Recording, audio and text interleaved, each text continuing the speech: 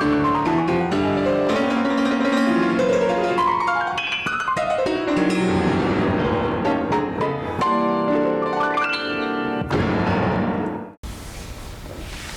be here any minute. Everything's all set.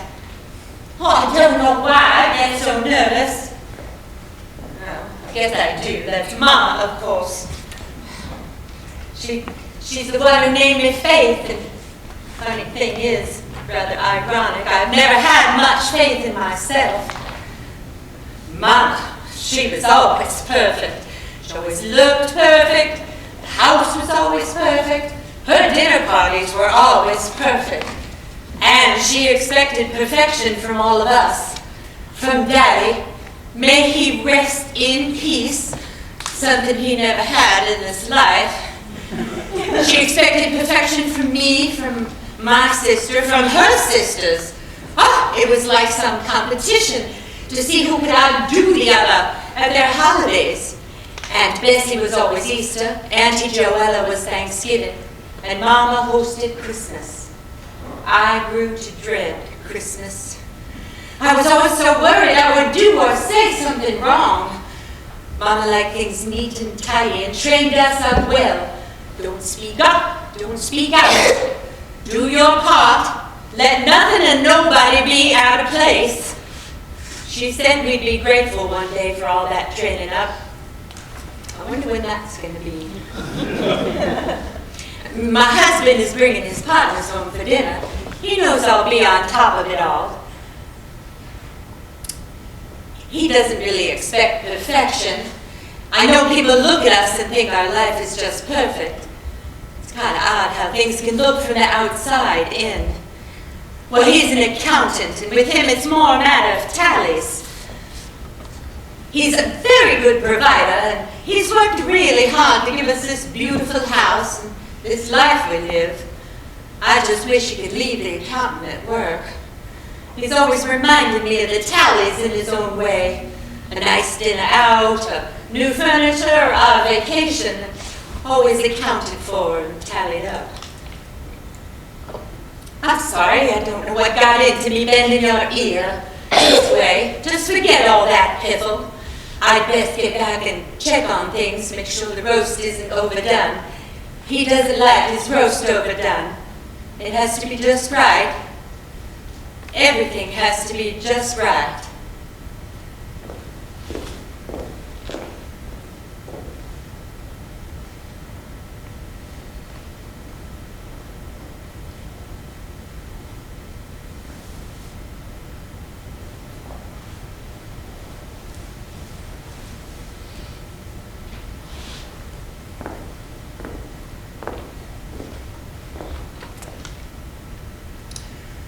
Okay, Connie, you've got this one more time.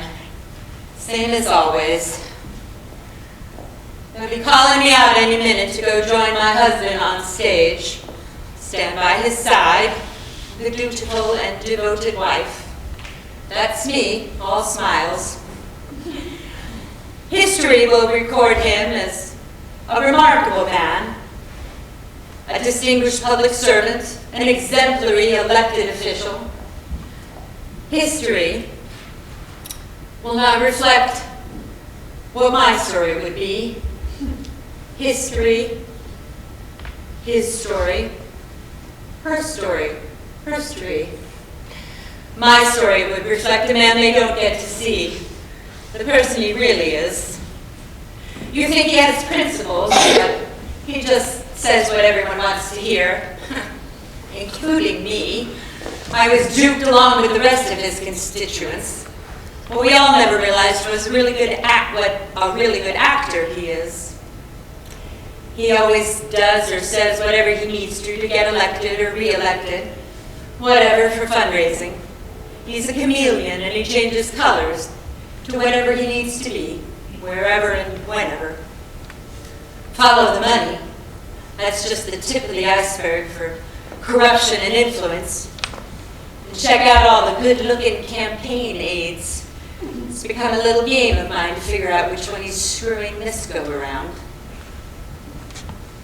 Why do I stay? ask myself a lot that. Well, there's the fame and all that goes with that. The good we do get to do, good causes we can support.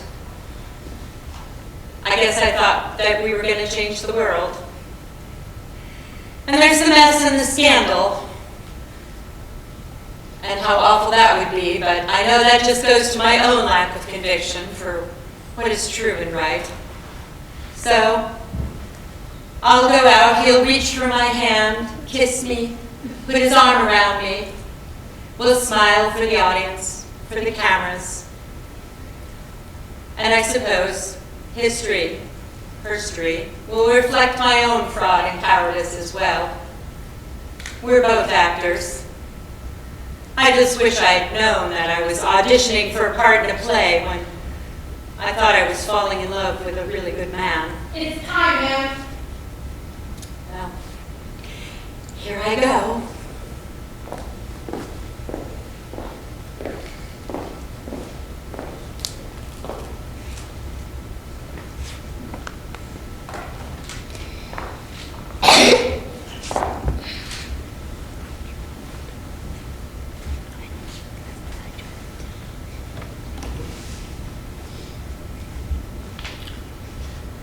They named me before their world fell apart. Life was never easy for them. They had to work super hard and they never seemed to catch a break. Then Daddy dropped dead on the factory floor. He was much too young for that. So was I. Mom tried the best she could, but she just couldn't make ends meet. So it was that some of my earliest memories were living on the street, sleeping in our car, and some of my earliest memories were of being invisible, when passers-by simply averted their eyes or simply looked right through us. Eventually we made it into the shelter. I can still smell that place. An odd mix of must and mayhem. So much fear crammed into that cramped space. I continued my education of the lost and forgotten. But I began to see my purpose in life. It's also when I began to grow into my name. I'm here to change the world. Don't tell me it's impossible. Don't define me by your own limitations and fear. I am pure potential, and I am a force to be reckoned with. My name is Hope. I will champion the lost and forgotten. No one is invisible. I will speak for those who have no voice. You will not silence me. You cannot stop me. I will do it one person at a time if I have to, which I probably do. I will plant seeds of kindness and love. The world needs more kindness. It's desperate for it. We need to reflect it over and over and over again until we see it reflected back. We need to help each other, to raise each other up, to reach out, to care. Seeds are planted.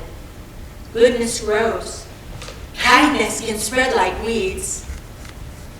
It's the little things that matter, and it spreads from there, from person to person, from town to town.